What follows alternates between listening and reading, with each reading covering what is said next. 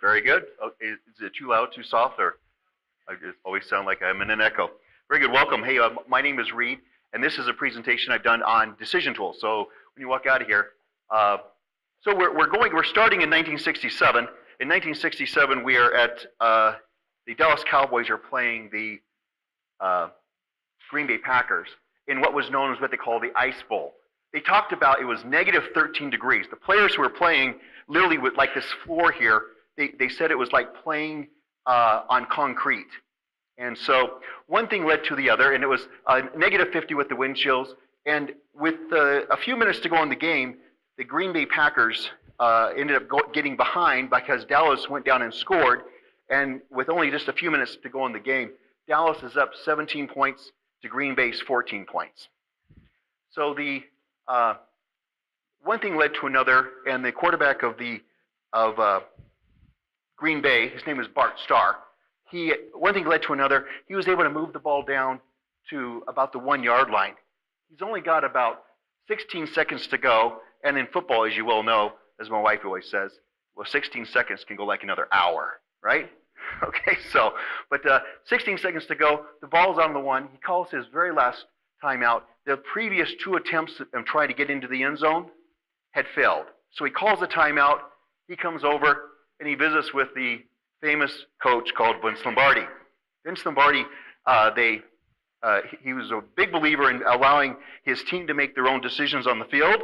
And because later they asked, and they said, so when Bart came over and visited with you, what did you talk to him about? He said, well, it's cold. Let's get the hell out of here.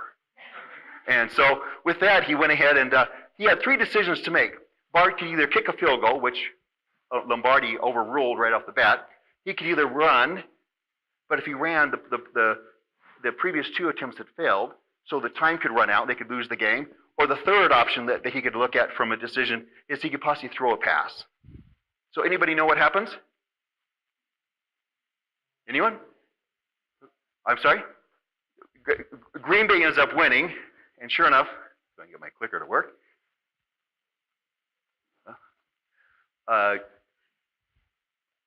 So Green Bay ends up winning. He ends up running the ball called the quarterback sneak.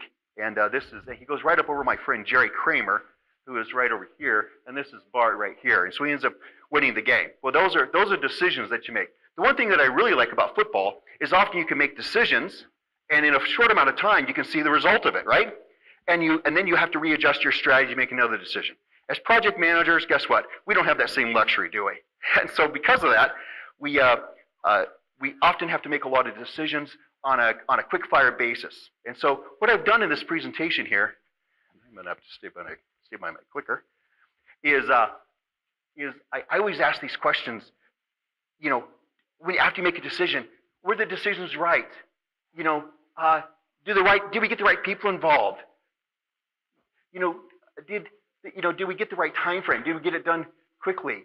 You know, all these questions just kind of get thrown at you.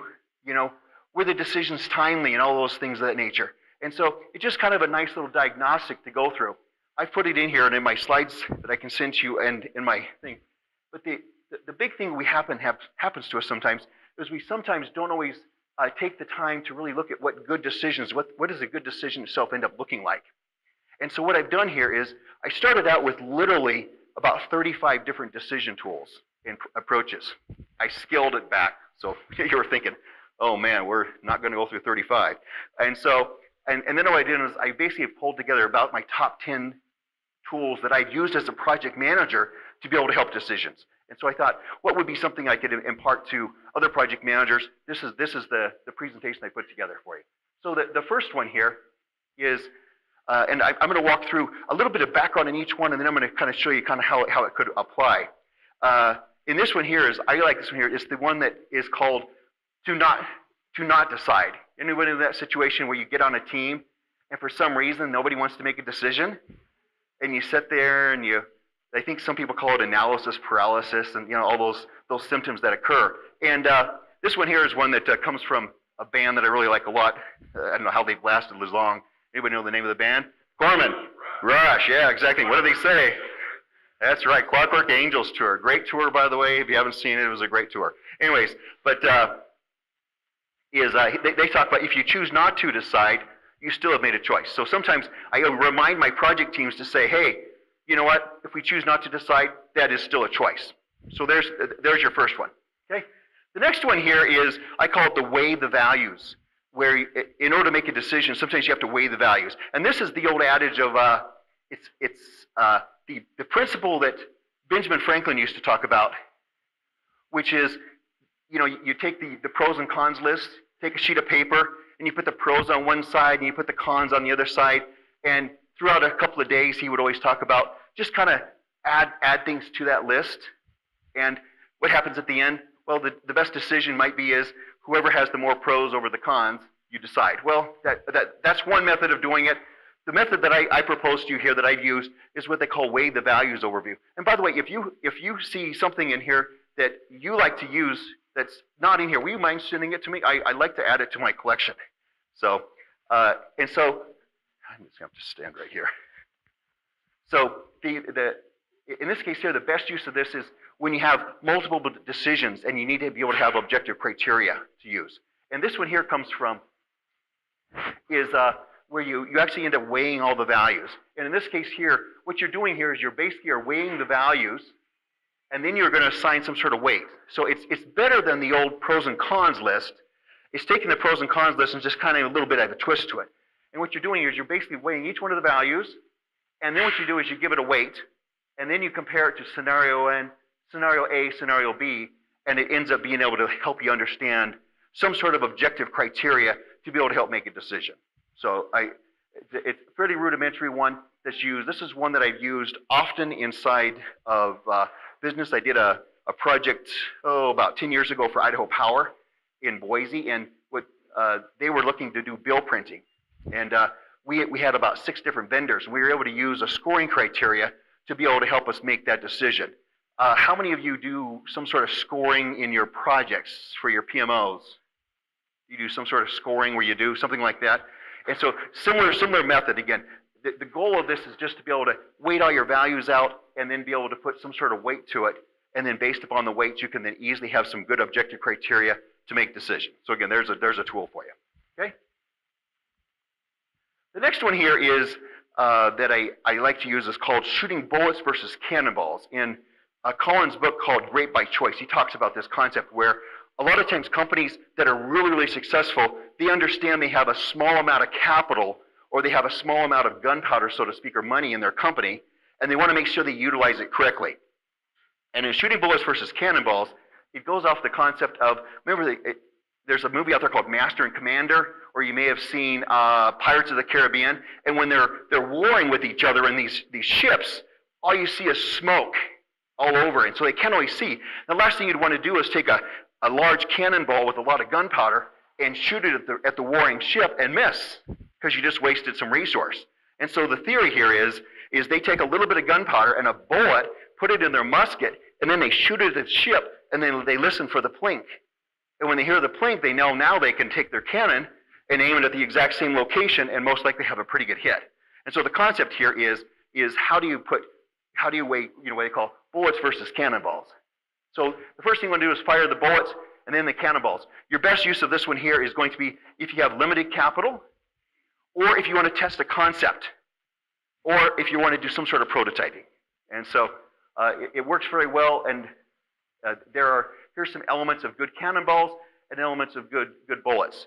And so it's another tool that I've used inside project management. An example of that is I was in the process of getting ready to do some Agile training, where we were literally going to be training up to 200 people in our organization on Agile.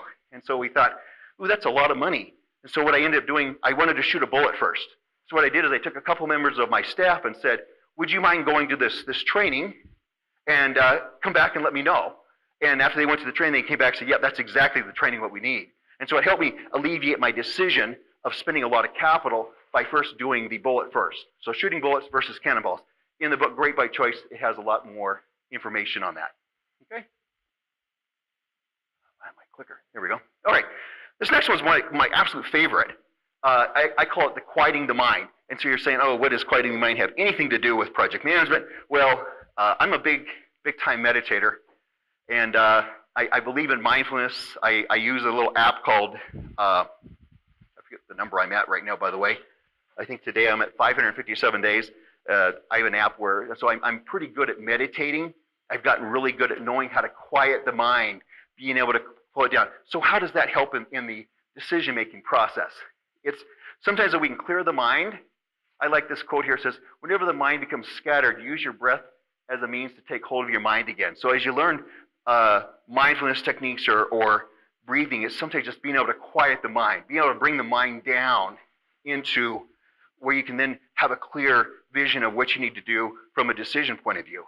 A lot of people talk about the goal of mindfulness is similar to how you feel sometimes as a lot of people have talked about how when they're in the shower, you sometimes get these great inspirational thoughts because sometimes you're relaxed and there's no distractions.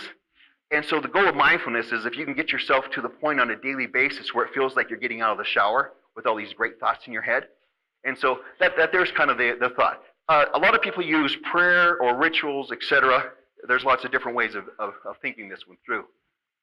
I've got some, there's a gentleman by the name of Eric Bark, if you really want to dive into it. I'm not going to dive deep into this. This is a presentation we could easily spend the entire rest of the day on, which we don't have time to do.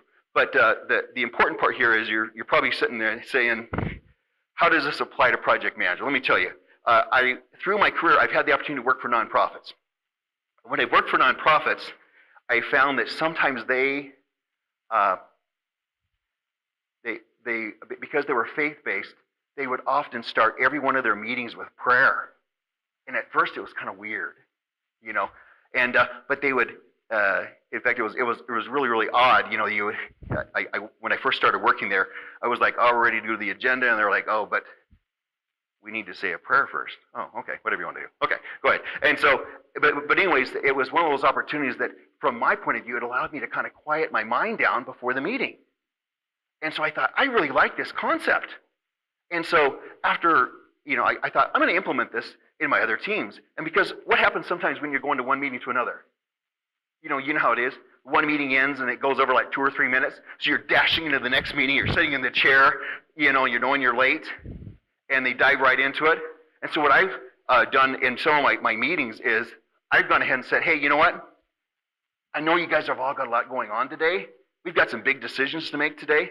You know what? Take 2 minutes. We're just going to take 2 minutes of quiet time and take a look at the agenda, get your thoughts together, and write a few notes. And those 2 minutes seem like they go on forever, but they do. And I've had people afterwards say, hey, that was really helpful because I would have not been able to make the decision we made. So anyways, just another tool for you to be able to use for quieting the mind. All right. You ready for a group activity?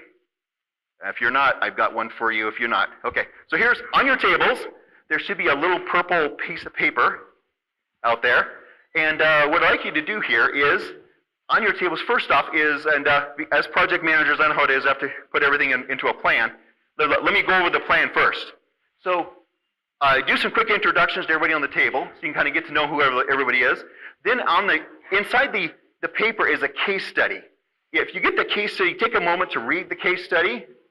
And, oh, I'm sorry? Oh, let me get you one. You want to share this one around? Here. And it very well could be, we'll see. Oh, okay. And if there's not enough, just kind of share with your neighbor on there. And so what you want to do is take a look at the case study, okay? And then what you're going to do is discuss it with your team. And then on the table there should be a T. And with the T, assign one person who holds the T, who's going to be the one who may be able to report back to us on how we did, okay? But, hold it, one more thing before you get started. I have read the book called Quiet by Susan Cain. Anyone read it? Great book. It talks about the power of the introvert. I am an introvert. And the last thing that I wanted to do coming here today is have to sit around and talk to a bunch of y'all. Okay? So what I've got here is, if you're not interested, I've got another activity for the introverts. Anyone want one? Here, David, you can do the introvert one for me. Anyone else want to do an introvert activity? Anyways, I got an activity here for the introvert. So anyone else? Everyone else good? All right. All right, so what I've got,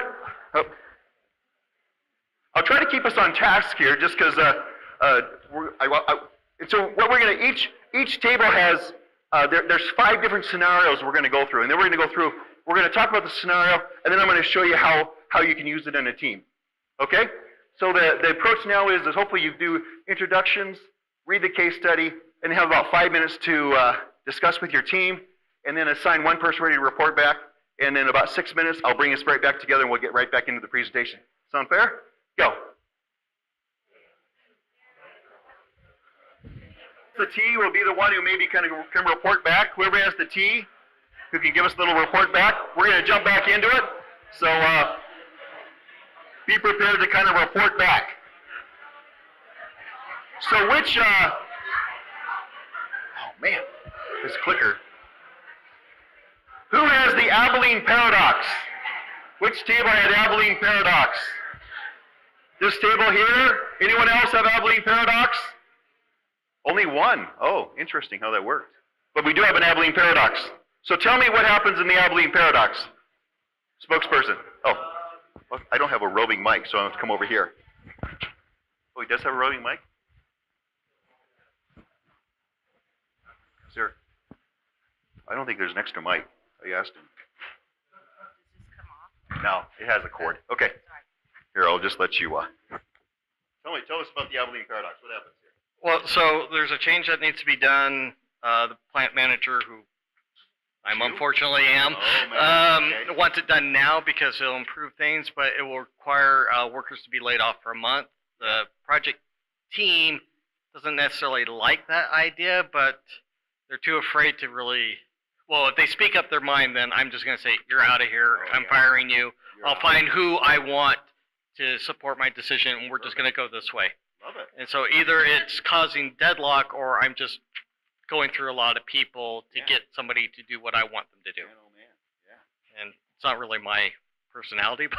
Sound like somebody who I know in Washington, D.C. But I didn't say anything that way, did I? Thank you. Thank you, by the way. Good job. Thank you. Okay, so that's the issue that's happening here. The plant manager basically wants to make this change, but the rest of the team is saying, you know what? I'm not even going to say anything, because last time I spoke up, remember Bill? He's working down the road now. Okay? And so that's the situation with Abilene. You know what I have that face? You're going to find this happens an awful lot in what I call command and control environments. And the best use here is going to be when you have a dominant leader or the team is really, really indecisive. And so Dr. Jerry Harvey, who's the one who he talked about this, he said, organizations frequently take contrary to the desires of the members, therefore defeat the purpose that he set out to achieve. And so often this may be something that happens in your teams when anyone go out of town and have this happen to you, where you go and you say, hey, let's go have some dinner tonight. Oh, I don't care. What do you want? I don't know. What do you want? I don't know. What do you want? Oh, let's go have Chinese. Okay, after you go have Chinese, you say, oh, I really would have liked to have had Italian. And so that there's kind of the syndrome. It's called the Abilene paradox. And the goal here is sometimes the dominant leader, nobody wants to say anything. It's very, very similar to that of, let me go back. Oh, no, we're good.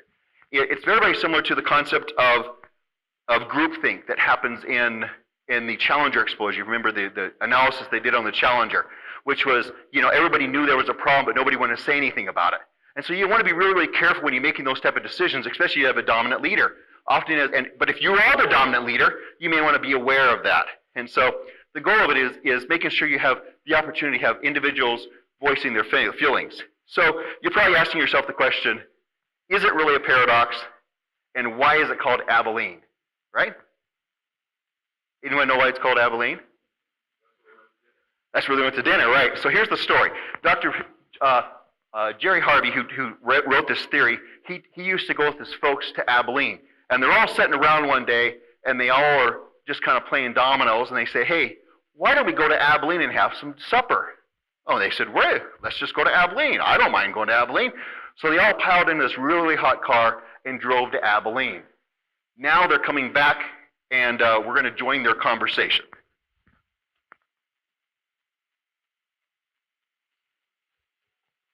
Great trip, wasn't it?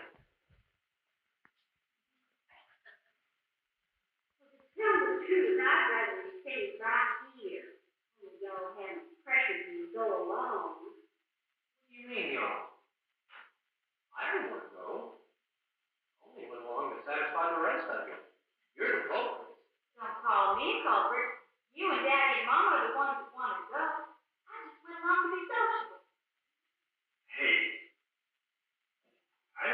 go to Abilene to begin with.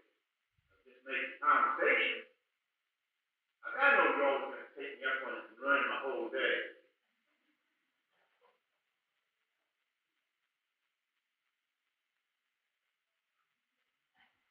Anyone been there to Abilene? Been there, haven't you? Yeah. So in other words, it's the concept of you sometimes make decisions that sometimes can be contrary to the rest of the group. So as a leader, sometimes we have to be real mindful of making sure we're pulling people around to make sure that they're, but oftentimes in a command and control environment, no one's going to say anything because of the person who's in charge. Anyways, that is the Abilene paradox. So hopefully you don't ever have to go to Abilene. So the next one here, who had a 10-10-10? I had a few people who want to do the introvert exercise. This one here is a kind of a fun one. David, you had a 10-10-10. Tell me a little, what does it say? You want to? Well, it's right up there. You're contemplating a job change, the offer's on the table, you really want to get a perspective, but you're fearful, responding with emotion could cloud your decision. Very common. Very common. And so this one here doesn't always happen in teams. Well, it does sometimes happen. It does happen in teams. But it's called the 10-10-10 rule. Anyone familiar with the 10-10-10 rule? Which is, it's a decision-making technique which you can use, which is basically you're going to give yourself some perspective. It's very, very helpful. It's a very powerful one if you want to get some distance on something, especially like a job change. Sometimes all you can think of is the positives, and you just kind of be really, really focused on it. In fact, my daughter the other day called me and said, "Daddy, I have this really nice offer from this other company, but doggone it, I just don't, it doesn't feel right." So I walked her through the 10-10-10 scenario, which is this. The 10-10-10 is when if you're really, really close to a decision or you need to make multiple decisions. And so the background on this one here is what you're going to do is you're going to look at the factor of what's the decision going to feel like after 10 minutes, and then after 10 months, and then after 10 years. And so it often allows you to be able to see that distance and get yourself distanced away and give you some different perspective on the thing. And it helps you overcome some of that short-term emotion. So going back to my daughter's been in libraries forever. And, you know, I said, "Well, how does it feel?" She said, "Well, after 10 minutes, Daddy, it's going to feel really great because I'm going to be making a lot more money." Great. I said, "Well, how's it going to feel after 10 months?" "Well, after 10 months, I'm going to really miss the library. And after 10 years, this job really isn't that important to me." So it helps you make that, helps you make those decisions. And so again, it just helps you make some sort of distance to keep distance in between on your decision. So that's the 10-10-10 syndrome. If you're looking for more information on here, I have a handout that I'll send off to everyone or put it on the site. I have all the reference material if you want to dig deeper. In the book called Decisive, they dive into this by Chip and Dan Heath. They do a really nice job of helping give you some better examples of how the 10-10-10 might be able to be used. So there's the 10-10-10 rule. All right, who had Mr. Drucker? Which table had Drucker? Right here. Anyone else have Drucker? Okay, very good. I'm going to come around real quick. Give me a real quick, who's the T person on this table here? Anyone got a T? Anyone? How about a T over here? Do we have a T? Somebody who has a T? Anyone wants to just stand up and tell us, give a little bit of background? Super. So for our exercise, we were a project team that was having a disagreement about if we should release some software or not. Great. And so so we decided to release to a smaller beta group of individuals, really frame it as they were our power customers that would love to see our new, the new stuff we've been working on, but then in the future also come up with an acceptable sort of risk and reward sort of guideline about when we would release, so we'd have more guidelines in the future. Perfect. Wow, excellent job. Nice job. Oh, give these guys, that's a great answer. Who else? Anyone else want to have any difference? Any other difference of stuff? Yeah, so we decided that it's important to gauge each project on its own. So there are situations where if you're releasing perhaps to your public customers, that release would need to be very polished before you release it and make sure your bugs are ironed out. If you were looking at something more internal, perhaps that you may have a little bit more leeway with that, but there are times when you're out of compliance if you don't make a release happen, so you really just have to be mindful and patient with your decision as much as you can. Great. Wow. Well, with the information you had, you guys did a great job. Excellent. Anyone else? See this other table? Anything different there that you may have?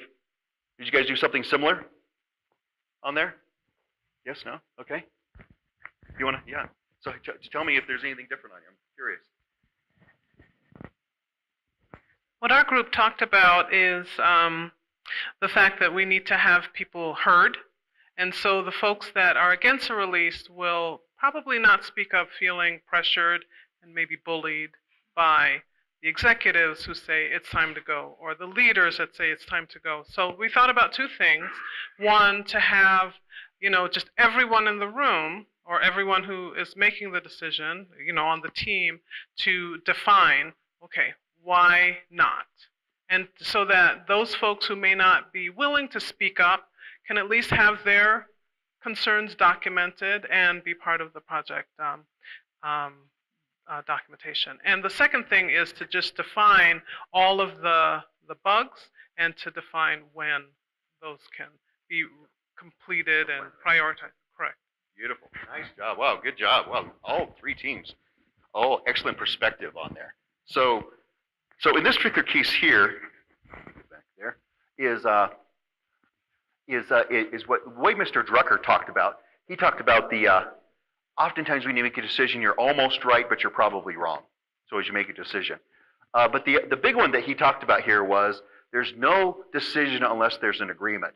So hopefully at the tables you had some pretty good robust data. It's nice to have people who are for and people who are against. And I noticed in this table here you guys kind of made some amends to make sure we were listening to the other group and making sure we heard them.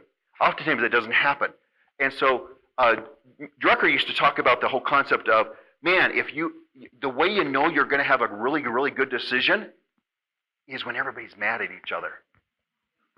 I always call it the pissed off meter. How pissed off is the group? And I always go back to my boss and say, hey, yeah, the entire group is really, really pissed off. It's a great decision. So we'll leave it at that. But the goal is to be able to help you understand kind of this robustness that needs to happen on teams to be able to make sure that you're having some good, robust dialogue and there's conflict. Anyone read 5 Dysfunctions of a Team by Petro Lencioni? Great book, by the way. And what does he talk about? He talks about this power of conflict, right? Where, how you use conflict to be able to use it. So the best use of this one here is to reduce dysfunction, and I think it's good team habits, etc. The next slide I'm just going to briefly go through just in case if you're looking for a formal methodology. If you are looking for formal methodology, I share it with you here, and it's a busy slide, so I'm going to just hit the high points. So this one here, if you are looking for a really good methodology to go back and say, hey, whenever we need to make a decision, this is how Peter Drucker says, you can always use that line, right? Everyone read Peter Drucker in your MBAs, right? So you can always say, hey, you know what? Here's what Peter Drucker talks about, making sure that we have a good, effective decision. How we classified it, have we made good specifications, have we decided what's right, do we make a good compromise, which it sounds like this group here did, walk through some of these steps, building the actions and then testing against the results on there. So that's kind of the gist of the Peter Drucker effective decision. And so with that, thank you for your help there. All right, who has this one here? Scenario plans, postmortem. Anyone? Right here? This team? Oh, here's our spokesperson here for this one. Tell me a little bit about this, your case study here. So we were tasked with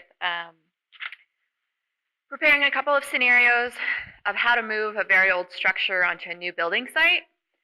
It's a very complex project, so we determined that it was important to do a structural assessment, a strategy for hoisting and loading and transporting the house, also estimating the cost ahead of time of this, providing that information to the client because it's possible that it might just get canceled because sentimentality and cost sometimes don't align. Let's see. In terms of decision making for multiple options, I think multiple routes and multiple hoisting and structural scenarios would need to be evaluated, and I think ultimately cost would probably be the deciding factor. Nice job. Beautifully done. Thank you. Anyone else have this one? Anything different that may have happened? Did you guys do this one or who else? Which one? Oh, I'm sorry. Here we go. Who's this? Who's got the T? Craig. We were very similar to the group. We looked at the scenarios that we would need to go through. There's bridges there's overpasses that this house has to go over. So the width, height, power lines, that kind of stuff. The weathers, is it's a good thing to do in the wintertime when the ground is frozen so you don't sink in mud, or is it a bad time to do that? The scenarios of how strong is, what can a structure survive? What can't it survive?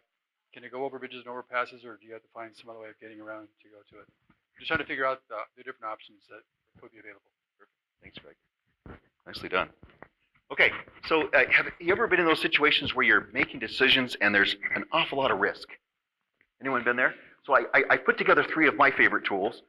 Oh, come on, clicker. Here we go. And I call the first one I call the hippo factor. Oh, the other one's called a pre-mortem, and then a prep-aid, and then quickly scenario plan. And so the case study was you were taking this old house that really couldn't be replaced, right? And so you had to be really careful. It was really, really risky. So you want to make sure every decision was very well thought out. And so the first one here is one that I call the hippo factor. Anybody know what a hippo does? No? Okay. Real quick, I'll tell you what a hippo does. So there are these developers in South Africa, and they were developing this really, really nice apartment complex. And along the apartment complexes they started building was this river. And guess what was in the river? Hippos. You can't have hippos, right? You know what hippos are. They have the highest death rate of between human and animal interaction in Africa. So we can't have hippos in the river. So they went ahead and removed the hippos out of the river. Now comes the question of, what does a hippo do? Just like your old science experiment you may have done when you were a kid, where you took a glass jar and you put some dirt in it and some water and you shook it up, it was mud, right? And after a while it settled to the bottom. Well, the same thing happened with the river. With the hippos in the water, they swim in the water and they keep the mud and the silt kind of moving downstream. Without the hippos in the water, the silt settled to the bottom of the stream, the river rose, and it washed out their complex. That's what a hippo does. So it's one of those questions that you always have to ask your team, what does a hippo do? Help me understand. Are there things that we're not seeing that we maybe need to uncover? So it's going to, the next couple of tools will help us in this category. Okay, the first one is what I call the pre-mortem. The pre-mortem is basically, we already know this project's going to fail, so tell me a story about how it's going to fail. Give me what happens to the house, Corman, when you do it and it fails?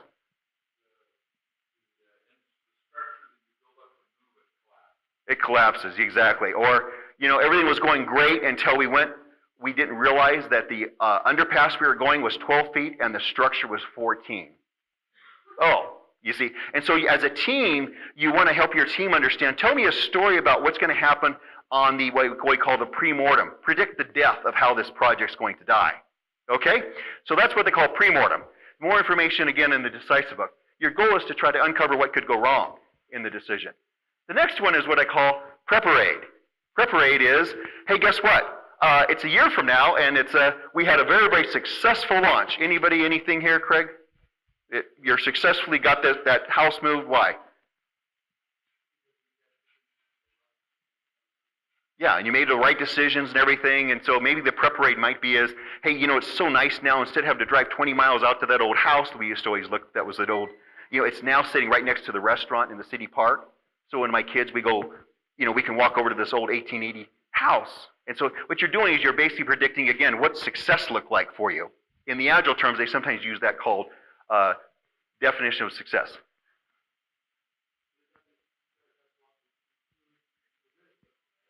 And the risk.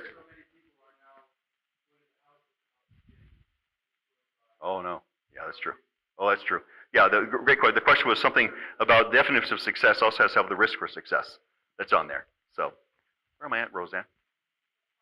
Okay, great. Make sure. Okay, so this is called the prep-aid. The last one here is, which is called scenario plan, which is similar. And the scenario plan is something that we do great as a project manager. We're really, really good at looking at the entire project plan and identifying where those risk points are. Some people refer to it, going back to the analogy of this house, it's called running the road. In other words, it's the person who has, in your guys' case, I think you guys talked about having these different routes. Somebody who's able to run the road basically for you as you move the house. You ever do that in your project plans? You kind of run the road and you kind of look ahead to see, where are some potential errors we may want to be aware of to be able to bring up. And so it helps you understand then making a full spectrum of decisions. Somebody runs the road for you, you can go through and say, you know what, there's like 2 overpasses. we may not be able to do it for the money that they're talking about because we found these extra risks, so we have to weigh those in. And so, but the scenario here, I gotta find the name of the gentleman, give him credit for it. Oh, Peter Schwartz. Peter Schwartz wrote a paper on this, by the way, excellent paper. And he talks about, the three things he talks about is, when you make a decision, find out what's the better decision, then find out what the worst one is, and just for fun with your team, ask them what a weird one would be. You know, what's a weird decision that may happen if you're moving this house? So again, those are the three things what I call scenario plans. Okay, very good. Anybody have principles? Somebody have the principles group? Oh, good. Two right back here. So with the principles one, we're talking about. I'm trying to think what this. Yeah, you basically are trying to do a leasing. Who wants to go first? You're a spokesman. You want to do it now? Oh, who wants to do it? Somebody want to? Just give us a quick background, and if you're interested, if not, you know. All right. Good morning. Morning. So with ours, we are basically making a decision based on a bunch of information about some process improvements this company wants to do. And we felt that, our first decision as a newly formed team was, we felt like the requirements and the principles and the objectives were good. We just didn't have enough data to move forward. So our first decision was really, do we have enough information or do we need to get more data gathering in terms of like process review? And so that was kind of our first decision was what else do we need? Got it. Very good. Okay. Thank you. Anyone else? Anything else to add on to that? You guys? Okay. So the scenario here is the steering committee actually. Sorry, put myself back on. Okay.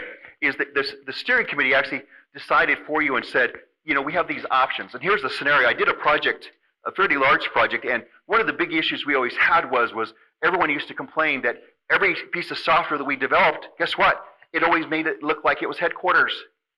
And then we would ship it out to the field, and the rest of the field would say, why are we using headquarters process? And so our steering committee, we sat down with them, and they said, give us some principles, which is in this little circle here. Give us some principles of how we may be able to have some to help us guide us through this process. And what happened here was, because they took the time to be able to give us some principles, in this case here, field first, headquarters second, we made a decision that simply was, guess what? We're going to adopt everything for the field first versus the headquarters, because the steering committee gave us some direction on there. We didn't have to go back to them and ask them that. And so in this particular thing, this is what I call the principles overview.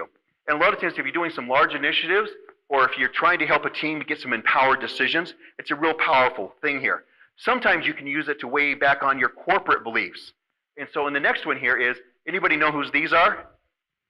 It gives it away by the graphic, right?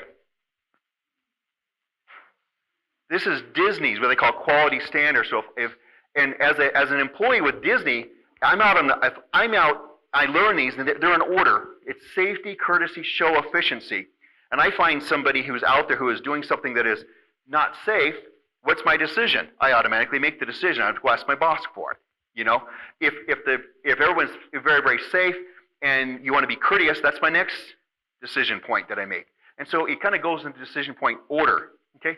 Other companies have done others. This is a little harder to see, but this is with a company I worked with called Gordon Food Service. And they actually lived this, and they always had these things. And I saw them a couple of times in meetings where they said, oh, we really have to make this decision.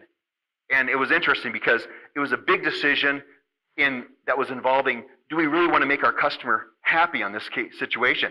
Well, their first principle was what they call the customer is king. Guess what the decision they made? Didn't have to worry about it. Didn't have to go talk to the executives. We gave them some direction. So again, if you have these, we call it quality standards, you can build these into your teams to be able to put on. So if you're doing a large initiative, I emphasize taking the time to have your steering committee do this for you to give you some direction. It'll save you a lot more time. This next one here is one that I picked up. I did some work with this company too, where their big thing was preventing waste. That was their top thing they wanted to do, is prevent waste. Anybody know who this company might be? This company here was, the first one was Gordon Food Service, and this one here was Caterpillar. So, but again, you automatically make those decisions freehand. Okay, thanks for your help, by the way, in the case studies, in the implementation of the principles that are on there. I'm going to cover the next couple of items I have here are what I call, when you get ready to make these big decisions, what do? You bring in the experts, right? So I was doing a fairly large data center upgrade. I was working for Albertsons at the time, and we were doing this big, huge data center upgrade, and we needed to get some experts to be able to come in and give us some of their opinion. So of course we paid all this big money to IBM, all this big money to Hewlett-Packard, and they came in and they gave us, they were the quote experts. Well, I didn't read the research beforehand, but the goal here is what's the role of experts to help you in your decisions? And so I found some interesting information which kind of correlated, but I was tainted because I found that my team was probably better off giving these decisions. Anyways, but whenever you're selecting for this is a good one for selecting the best people to make the decision and to get perspective. But anyways, the interesting thing that happened here was this gentleman by the name of Philip Tetlock. He wrote this book called Super Forecasting. And guess what he found out? He went out and he studied people of the field of experts, and he would have these experts who would do all these predictions, and guess what he would then do? He recorded them to see how well did they actually happen. So these are these experts who said, do this, do that, do this. Well, what he found here, he had 28,000 predictions. He found the experts were very bad at it. And he actually said the more famous they were, the worse they were. So keep that in mind when you're hiring your consultants. Okay? And so, but the interesting thing he said here was, it didn't matter if they had a PhD or high IQ or from a prestige university or higher level security. The critical factor was how they thought. And so that was how do you end up thinking through things was the more important thing here. So keep that in mind when you're off getting experts.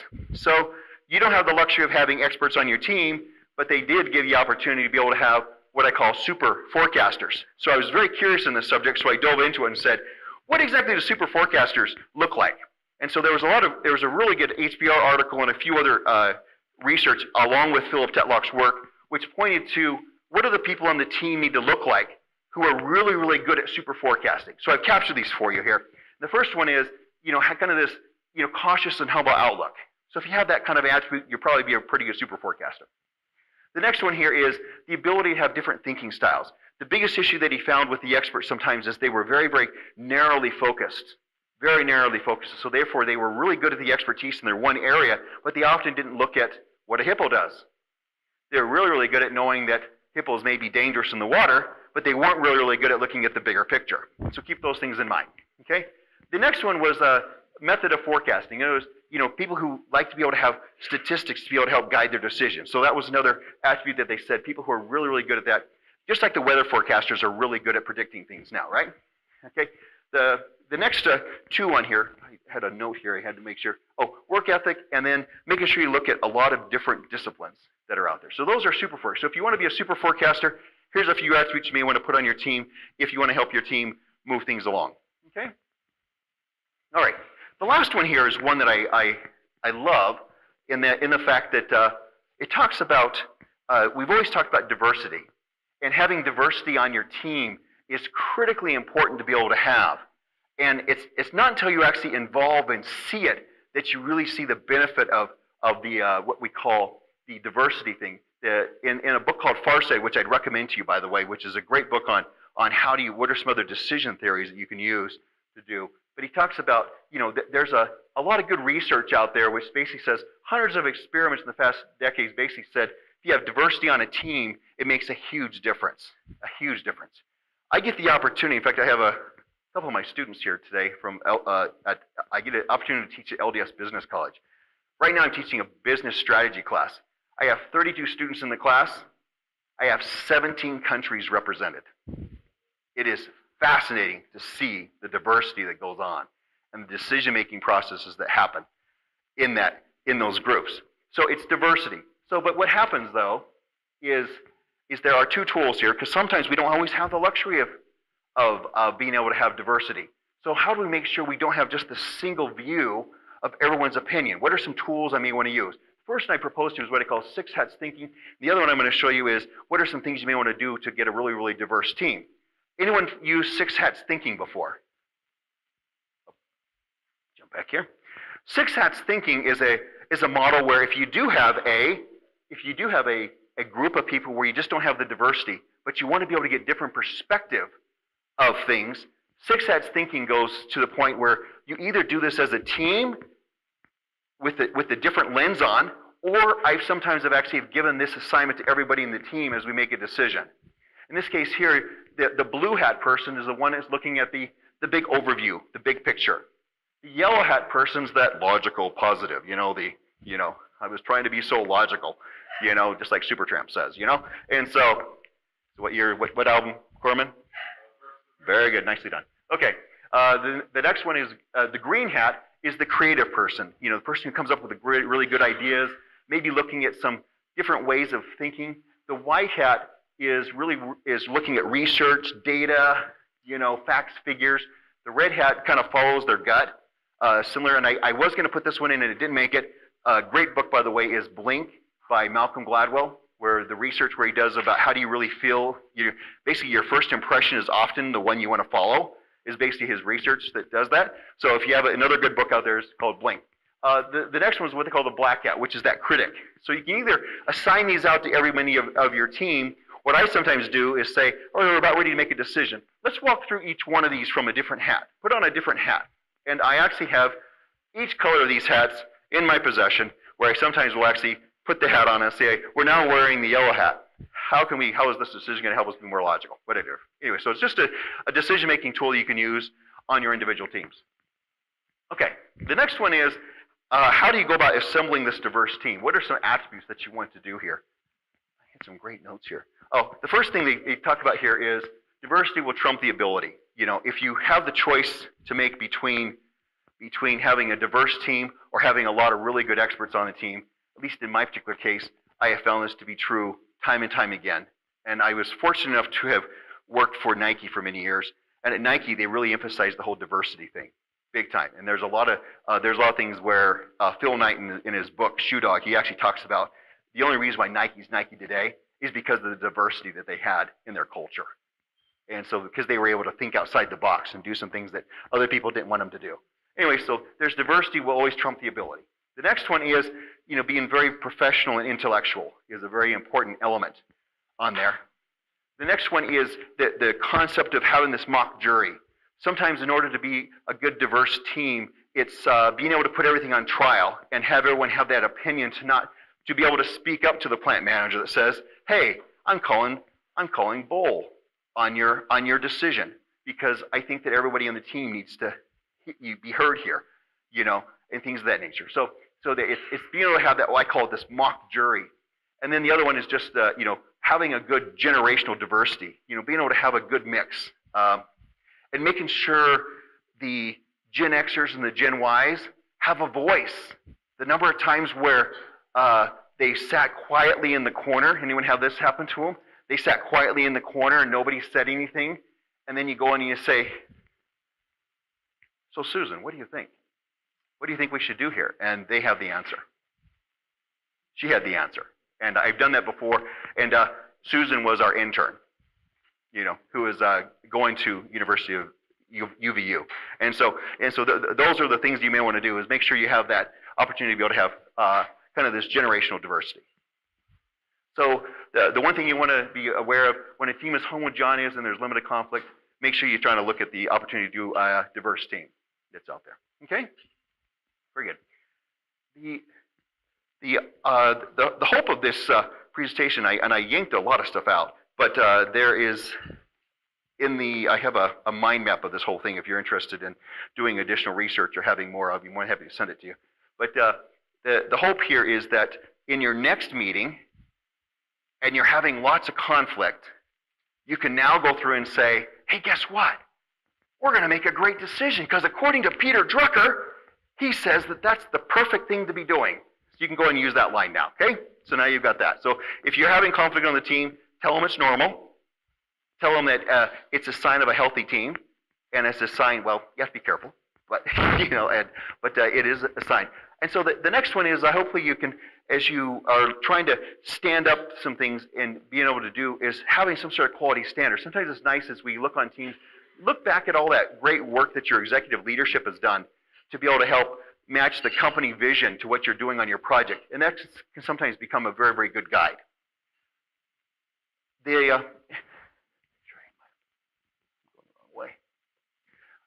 If you're, the hope is also that now you have a tool to be able to know and spot Abilene.